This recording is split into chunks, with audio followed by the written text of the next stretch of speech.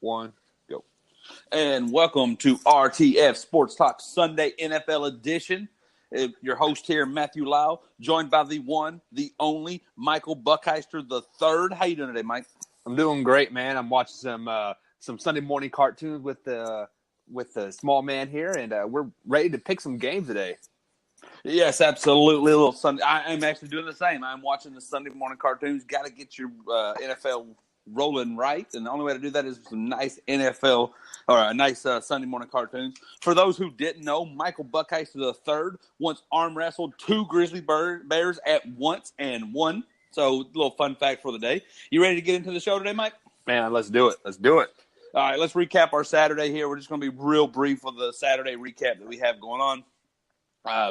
Kyler Murray really surprised a lot of people and won the Heisman. Really wasn't a surprise to me, and I think Mike was kind of on that same point after some of his discussions that once Tua laid that egg on conference championship Saturday, that it was Murray's to win. Was you really surprised by that, Mike?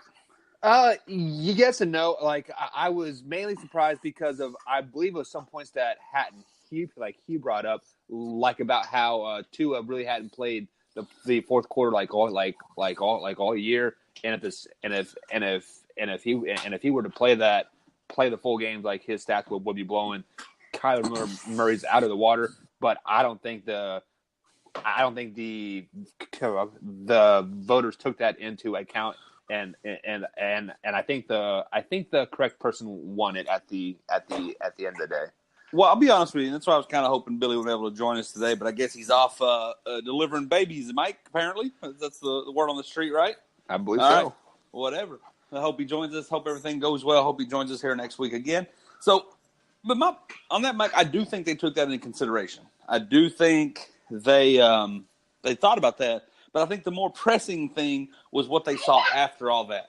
You know, right. they did see the first 6 weeks of the season, which was him swinging the ball around for 3 quarters and then go sitting on the bench for the final 15. But I think they saw something more pressing after that. And I asked this on one of the shows me and Billy did. Hey, Mike, have you ever seen the movie Wizard of Oz? I have. Being from Kansas, I imagine you did. Yeah. They go on this long journey, and only to find out that behind the Wizard of Oz was just a man. It was just a random man behind a curtain. No great deity, no great thing, no big floating head. It was just a man. And I think to steal that metaphor, I think that's what happened to Tua. Everybody thought he was this golden quarterback. He was the thing that Nick Saban never had. He was the greatest quarterback ever. He was this awesome quarterback that was going to be inserted with this dominant defense, and they were just going to beat everybody by 60. Well, Saturday against Georgia, the curtain was revealed. We saw that, A, he is human, threw 2 interceptions and a half. He struggled. He can be injured. And then not only did all that happen, when he went out, Jalen Hurts came back in, and Jalen Hurts didn't blow anybody away. Jalen Hurts didn't play amazing. But they realized, holy crap, this team is good. You know, this defense is solid. This O-line can block. These running backs can, so it kind of, which we always knew when you're dealing with Bama that that's going to be the case. Right. But I think for the entire season, we was drinking the Kool-Aid that it's the Wizard of Tuscaloosa. That Tua was this almighty being that could never be stopped. And come to find out, I mean, that there may be some truth to that, but for the most part, it's just a really great team around him. And I think that the world saw that on a national stage against Georgia last Saturday, and I think that's what hurt his voters. That it's not that the stats didn't compile up. I mean, we all know that if he would have, and the same can be said for Georgia or Oklahoma. If Oklahoma threw the ball every time, I mean, I'm sure the numbers would be better, but you got to protect your starters for 12 games. So, but I don't think they didn't take that into consideration. I just think something developed, and it was bigger than anything else. Yeah, and I had to concur on every point that you said there. Like, I didn't think of it that way until now, and I definitely see where you're coming from on that one. All right. Well, that was really the only thing that happened on football Saturday. There was a really good game, Army, Navy. I mean, if you're into that game, if you're into just football, it was a good game. Army was able to hold on to 17-10.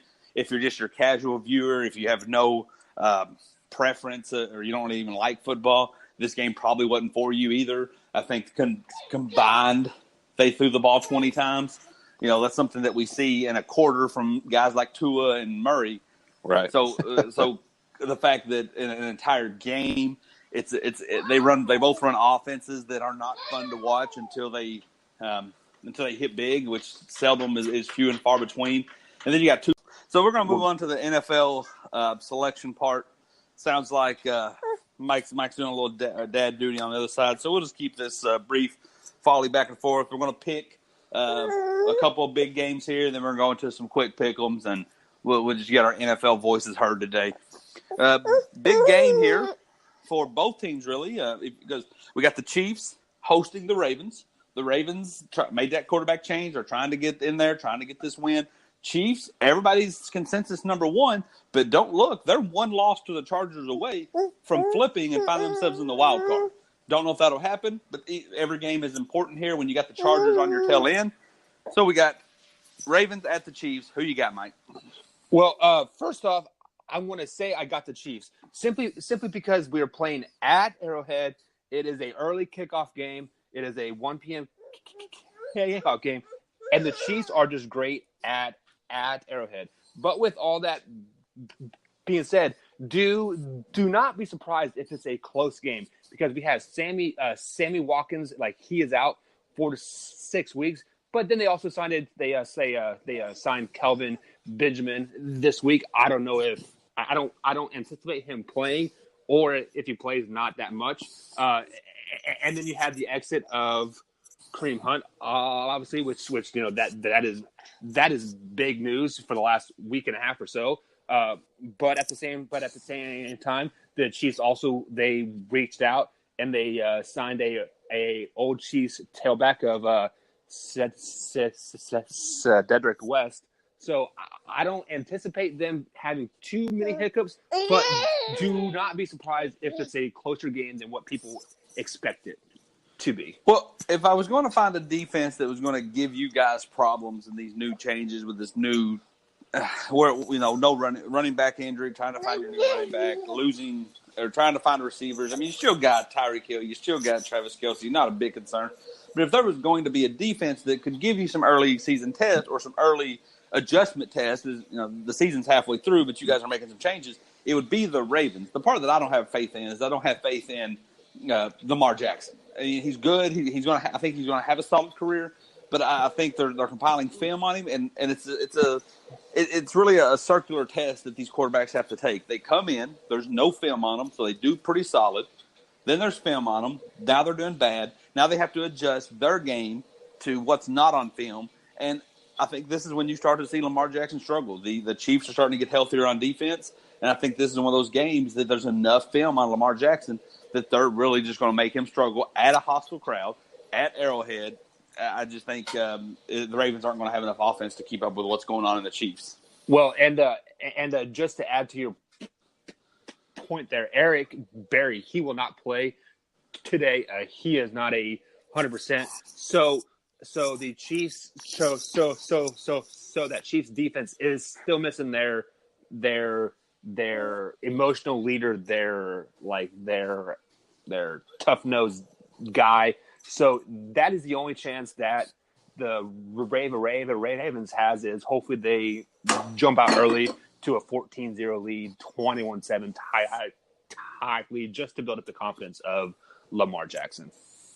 All right, so moving on here, we got Colts at the Texans, both fighting for that pretty soft division, both trying to get a win here.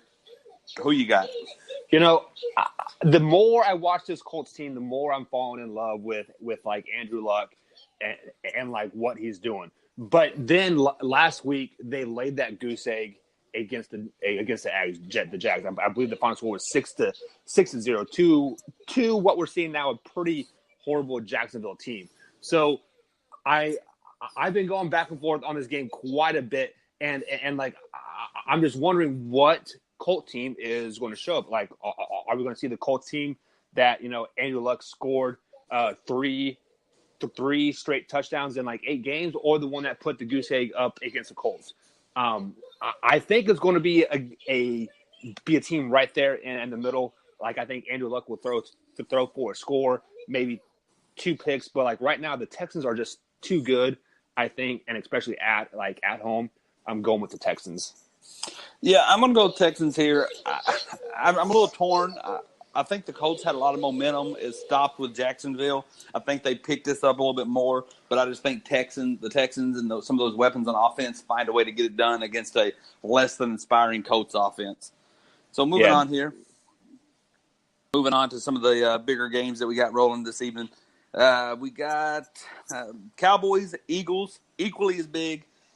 I truly think the winner of this wins the division. Cowboys have the lead. Eagles need to roll off a couple more wins, need to get this one to hold any sort of tiebreaker and have any chance to win that division. It's at Dallas. Who you got? Dallas beat them last time that they played in Philly. Who you got, Mike? I'm going to have to go with the Dallas Cowboys on this one. I think the momentum is in their favor in this last quarter of the season here because because we have 16 weeks in the NFL season or 16 games. So usually the season is breaking off into first quarter, second quarter, third quarter, fourth quarter, and like they are into this fourth quarter on a very high note. They beat the Saints a few weeks ago. I believe they won four in a row now.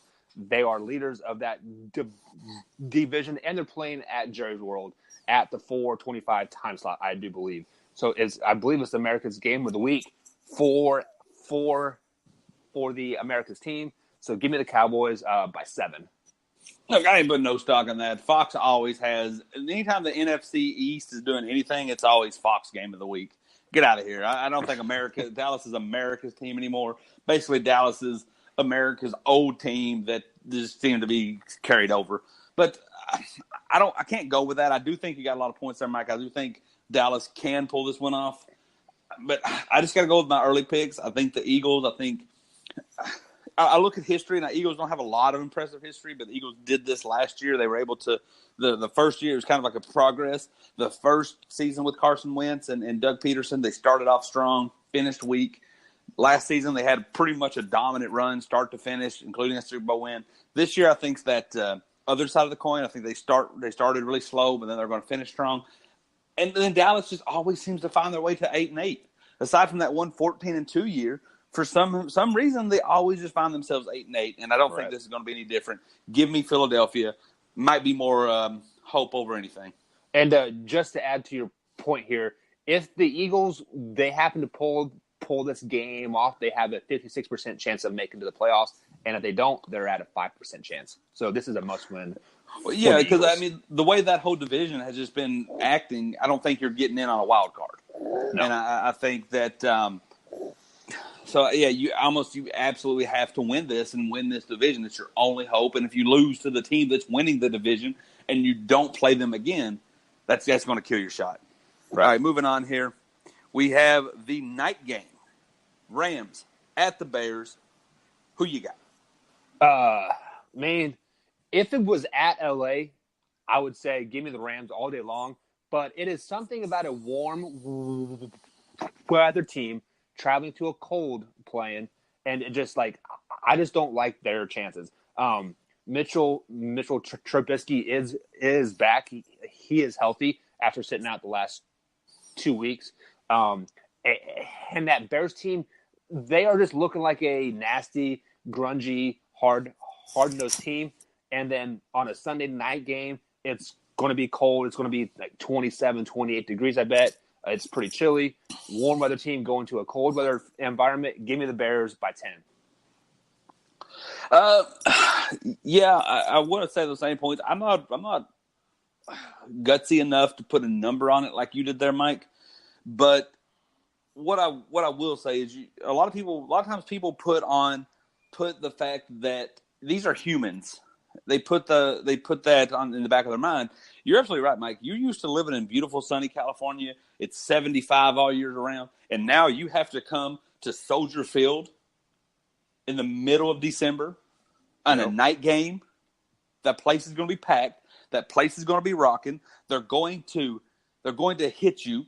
They're going to come in and look. I have faith in Todd Gurley, but those hits by Khalil Mack in this weather, in this temperature, in this environment is going to be a little different than what happens over there. And what happens in L.A., what happens in San Diego, what happens in in San Francisco and all those other cities. So I do think that's going to come into a factor. If the Bears can keep it close, I like their chance because I like, these receivers running across the middle and your chances as a defender to give them a good hit, and they won't want to do it again. But if the Rams get ahead, I don't think the Bears, even with Trubisky, have the firepower to keep up. But if that defense can get in there and hold it close, I like the Bears' chances. And just also to add to your point there, I believe the Rams, they are the first NFL team to have a playoff spot locked. So if it's if it's close, or if it's if it's a 10-point game going into the fourth quarter, I think they might pump the brakes. They might pump the brakes just a tad bit and just call it a night. I mean, very well. So what I'm going to do, Mike, and we're going to keep this a fairly short show here. Usually this is the time we get to the quick picks, but I've done a little different segment first. Just quick pick, 1 or 2 word answer, Mike. This segment, not who you think's going to win. Who do you think needs the win the most? We're going to start with Panthers, Browns. Who needs that win the most? Real quick. Panthers need the win the most. Just that team is starting to fall apart at the seams, I think. Absolutely. Panthers still holding on to some playoff hope. The Browns, you can consider them, but let's be real, they're not. Absolutely. I'm right there with you. It's a AFC West or AFC East matchup. Tends to go both ways, especially in Miami. Who needs to win more, New England or Miami? I think New England does. They finally have a full team, and they just need to find that gelling that they always seem to have around this time of year. I think if you're stepping back and you're saying, if you're looking at big picture, obviously making the play, New England's already a lock to make the playoffs for the most part, unless something crazy happened. Miami's not. So biggest picture would be Miami, but if we're looking realistically, Miami's not going to do anything once they get into the playoffs. If you're a New England fan or you're a part of that New England program, this is very big to you because you need to try to stay in that 1 and 2 seed. You want to try to keep as much home field advantage as possible. So if you're a Miami Dolphin fan, you're like, hey, I don't care if we get in there or not. We ain't going to do nothing. But New England fans, we don't want to have to go to Pittsburgh. We don't want to have to go to Houston, and we don't want to have to go to Kansas City. So This game is very important to keep pace with everything going around us. All right. Who needs it more? Falcons, Packers. Oh, this one's kind of a toss-up. I feel like they're both kind of out of the playoffs, but I think the Packers need it more just so they can entice a good head coach to come to the Packers. Rodgers. Yeah, I'm going to go with you on that. They're both in the same situation. They're both pretty prolific offenses that really had down years and are going to miss the playoffs. But the Falcons, they're just trying to work out their future. They're trying to see what Calvin Ridley has. They're trying to see, they got Elo Smith back there they're trying to work in. Matt Ryan's still relatively young.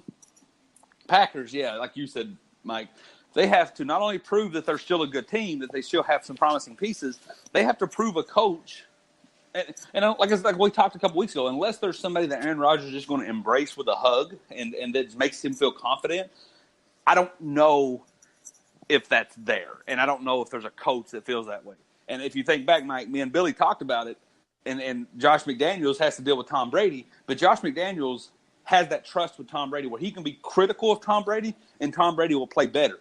We've just seen over the last couple of weeks, I don't know how many people are going to be critical of Aaron Rodgers and keep their job.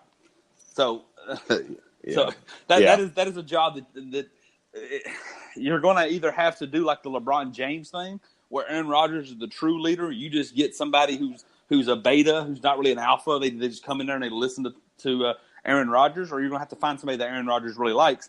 And I don't know who many people that is, other than his State Farm agent. All right, so we're just going to go here. Quick picks. This is actually who you think's going to win, but just quick, lesser important games with not as much on the line. We got Giants at the Redskins. Who you got, Mike? With Odell Beckham out, I'm going to have to go with the Redskins, even though the Redskins are with the fourth-string quarterback now. I'm going to go Giants on this. I think that the Redskins are so heartbroken that everything just kind of fell apart, that they're not going to have much fight in them. The Giants kind of knew where they were from the beginning. They're just playing to improve. It does stink for them that Odell's out, but I think Barkley has a big game. I got the Giants winning this one. We got another division rivalry in the NFC. We got the Saints at the Buccaneers. Who you got? Saints big. Yeah, I would say that given that the Saints have quite a bit of a stronghold on that division, that watch out, this could be a trap game. But the Saints, when the Saints were running high, like 7-1, 8-1, a lot of people forget this is where that one loss came from. So they're going to remember that, and doesn't matter how well they have this wrapped up or what their position, their stronghold is on the league, they're going to want this win back. Give me the Saints. And they're fighting for that home field advantage too. Yeah, so. That loss to Dallas really hurt them because now they're once again behind the Rams and hoping the Rams lose. Really a snore fest here. Jets at Bills. Who you got? The only thing I'm looking forward to this game is hopefully they'll wear like that all green and like all red jerseys. But give me the Jets. I would love to see that again. Nothing says Christmas like all blue or all red and all green, but I think a lot of people had a problem with that. It was hard for some of the, like if you were colorblind or kind of visually impaired, you really struggled. I think that's the case. But I like the way it looked, and being selfish, I think that'd be very festive of them. Give me the Bills on this. I don't trust really any of them.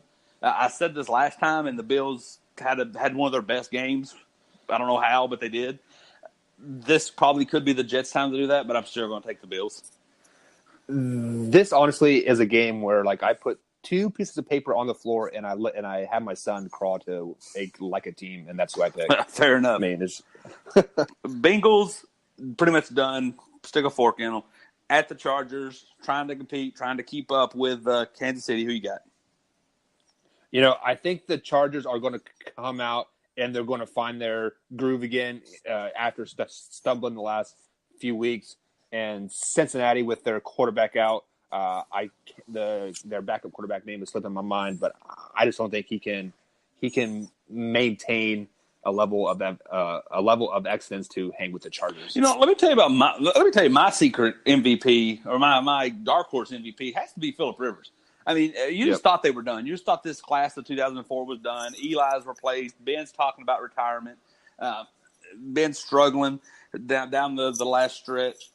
And then you got over here, you got Phillip Rivers. You just kind of forget about him. He's not horrible. The Chargers never have really been 1-15, but they sure haven't won a Super Bowl either. And the man's out here having a really good season, keeping his team relevant. Just I don't know how to word this. They're getting ready to have their 9th kid. I mean, that's an MVP right there. Give me the Chargers by a lot.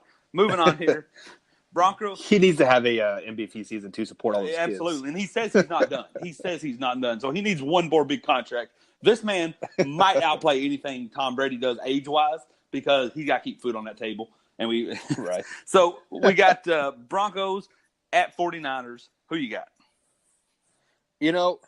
The Broncos are kind of a surprising team. They are coming on really late, and they are I believe they are a game out of the wild card, if not tied for the wild card. So, like, this is kind of a game that they have to have because, like, if they lose, you can pretty much take a fork in them. So, give me the Broncos because the 49ers are just terrible. You're absolutely right, Mike. Everything you said is true. That's why I'm taking the 49ers on this one.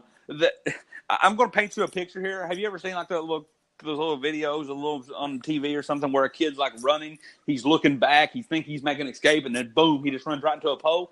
I think that literally and figuratively is going to be the Broncos' run game. These guys, they got some backs back there. They got Royce Freeman. They got from Oregon. They got the Lindsey kid that's undrafted.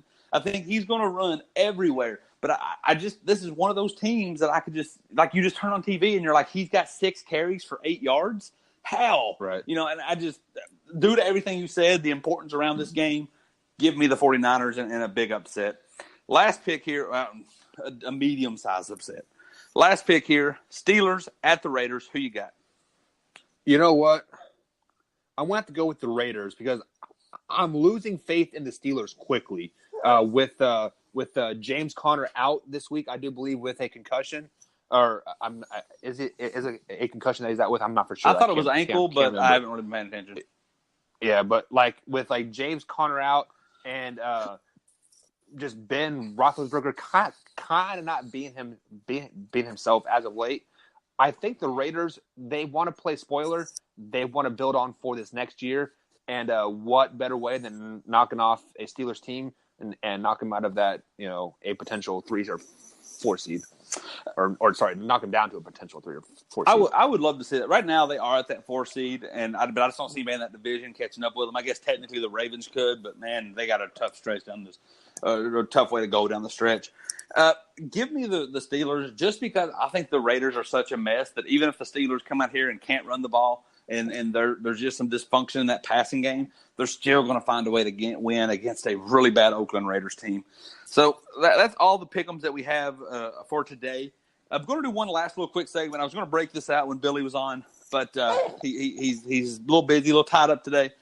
So we're going to go, Mike. We don't have any sponsors, but I wish we did. And I wish we had FanDuel as a sponsor. It's my favorite thing to do. So if anybody's out there listening and they got to hook up a FanDuel, give us a call because this is the fantasy section presented by no one but should be FanDuel. I'm going to give you a position, and you just tell me if you've ever played FanDuel. Basically, you can just pick of whoever's playing, and they take your picks versus everyone else's picks, and whoever gets the most points wins some money. It's really great. I've spent like a total of $5, but won like a total of $25. I'm a low gambler, so small risk, but decent size reward. I'll take it. So I'm going to go through really quick here. Positions: quarterback, running back, receiver, tight end, lineman, and defense. I'm going to give you 5 titles, Mike. You tell me who you would pick as your fantasy leader in each of those positions. Going to catch you a little off guard. You hadn't had time to think about it, so I'll do that as a caveat to the fans listening. Quarterback. If you're playing FanDuel, picking up a quarterback, who are you picking up? I'm getting Patrick Mahomes for Kansas City. It seems like he's good for 4 touchdowns almost every week. It's one I really want to go on. I would go Patrick Mahomes to be safe but especially with no running game now, he's just going to sling the ball around. But give me Ben Roethlisberger. I really don't like that Raiders defense, and I think with Juju Smith-Schuster and Antonio Brown, some big numbers are going to get put up. Going on to running back, who you taking, Mike? The guy from the Denver Broncos that name's slipping my mind right now. We just spoke Phillip about Lindsay? him. Yeah, him. He is averaging 6.2 yards a carry. I believe that is the highest in the NFL, just behind Barry Sanders and Jamal Charles for a career. I think he will have a big game. So, yeah, give me him. I can't pick him because clearly on the last prediction, I just said he was going to literally run into a defensive wall. So, obviously, I can't go that route. Give me Todd Gurley. And yes, I know that Bears defense is going to be solid, but I think they're going to commit to the run, and I think they're going to do a lot of checkdowns. With that pass rush, Trubisky's going to have to get the ball out quick. Or not Trubisky, Goff's going to have to get the ball out quick. And I think Gurley's going to be the beneficiary of that. I don't know how great his running back numbers are going to be, but I think between the 20s, he's going to pick up a lot of catches. And if they get into the red zone, I think that's where he cashes in for some touchdowns. Moving in, who's your receiver you're taking? You are speaking really highly of Juju Smith-Schuster, and just because of that, he has such a great year. I'm going to have to go with Antonio Bryant on this one, just because he's kind of been overlooked this year, and he's due for a big game. Not to correct you, but I hope you mean Antonio Brown, because I don't think Antonio Brown's playing anymore. Yeah. I'm sorry, Antonio Brown. Let me, just to be difficult, much like the Patrick Mahomes thing, I think that's a really solid pick. I think that's a safe pick, and 9 times out of 10, you're going to be right. Yeah. But let me go the other way, Smith-Schuster on this one. Look, yes, in the spotlight, he's been a little bit overshadowed. Targets have gone more his way. But you still got to respect that Antonio Brown play style. But I just think Juju Smith-Schuster finds his way to slowly have 8 catches, 150 yards, and a touchdown, and those are great fantasy numbers. I would also like to go Hopkins. I think Hopkins could have a big game against that Colts defense. It's pretty weak. And then also Michael Thomas versus a depleted Buccaneer squad. Can't go wrong with any of those guys.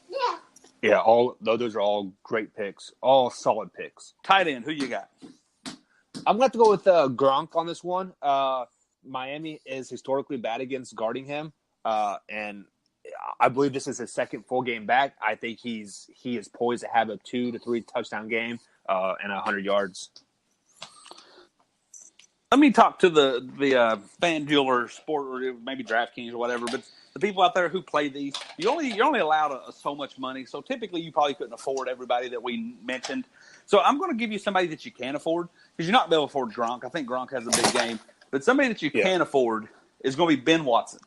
Benjamin Watson for the Saints has a big game. I don't trust anybody in their linebacker core. I don't trust much of their safeties. They might be able to double team and slow down Michael Thomas, but I think Ben Watson, I think he has a big game here.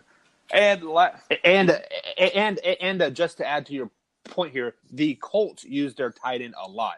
So I know they're down to like their fourth or fifth string tight end. So he might be worth $1 like at this point. But you can pretty much count on him getting at least 10 balls tossed his way. So moving on here, lastly, you take a defense. Who you taking? Ooh, taking a defense. I'm going to have to go with the Bills on this one, just because I don't think the Jets' offense is going to produce a whole lot, and I think that's the only way the Bills are going to score today is a defensive touchdown. Yeah, I'm going to take the same on that. I think that's a pretty cheap defense that you can get with Buffalo Bills because the Jets are just going to be a mess. You could probably even take the Jets defense because I think the Bills are going to be a mess. But, I think anytime those two are going at each other or those two are playing a bad team, always go in that direction. So I'm right there with you, Mike. Yep. All right, Mike. Well, that is it. We had a pretty solo show, me and you. No Billy today. Hopefully he joins us again tomorrow or sometime next week. Hope our picks come in through. Any closing thoughts for you, Mike? Guys, just be sure to watch some games. I mean, this time of year, football is so great because even the teams that are out, like mathematically, they are still playing that spoiler feel, and it is something about being a out of it team, and then you knocking a team out of it too. It's just so, definitely try to catch that Oakland game, or just a game like that. I mean, just be sure to watch some NFL. Spend it with your wife, cuddle on the couch, eating some queso. So, and I'm going to say that too, Mike. I think that this has really set me up. I thought about 6 weeks ago we was up for some pretty boring finish. I thought Kansas City and the Rams or even the Saints had such a strangle on that division. I thought the Texans were a pretty fake team. I thought the Steelers were going to be up there leading their division. I just thought it was all going to be cut and dry. But the way the Chargers are coming on strong, the Steelers are starting to slip. The Steelers-Patriots still play each other. The Texans are really holding what they're doing. The Saints messed around and lost to the Cowboys. Eagles and the Cowboys fighting for that division. There's still a lot to be determined down the stretch. And let me tell you what's going to get interesting. If the Bears beat the Rams today, that's going to get interesting. So there's still a lot to watch. A lot of people thought this was going to be one of the most cut and dry seasons. Thought it was going to be easily Patriots, Chiefs in the NFC or in the AFC. Saints, Rams in the NFC still might be at the end of the day, but I think other teams are showing you that they still stand a chance. So I'm excited to see this run down the last stretch. But thank you for joining us on RTF Sports Talk. And as we go out, Mike, tell them where they can find us. Guys, we are out there on Spotify, iTunes. We're live on YouTube right now. We're also on Amazon, Google Podcasts, Speaker, Breaker, Catbox, etc. Anywhere you get your podcast, that's where we're at. Don't rock the cat box. Go Chiefs. Thank you for joining. We're out. The podcast you just heard was made using Anchor. Ever thought about making your own podcast? Anchor makes it really easy for anyone to get started. It's a one-stop shop for recording, hosting, and distributing podcasts. Best of all, it's 100% free. Sign up now at anchor.fm/new. That's anchor.fm/new to get started.